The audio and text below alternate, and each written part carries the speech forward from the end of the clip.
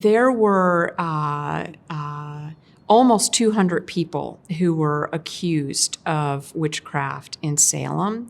And when it was all said and done, there were 20 people who were executed. The crisis began in the household of Samuel Parris.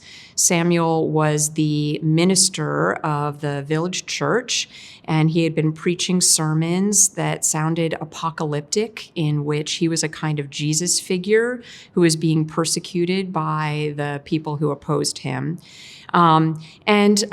His daughter and his niece started behaving oddly. They were supposedly crawling around underneath tables, speaking in odd voices.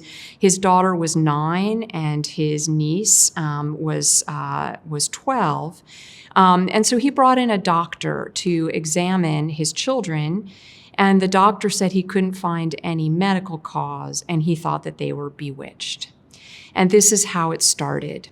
This is one of the moments where if Samuel Parris had said, I think there's a medical cause, or we can deal with this at home, the entire crisis would have stayed very localized.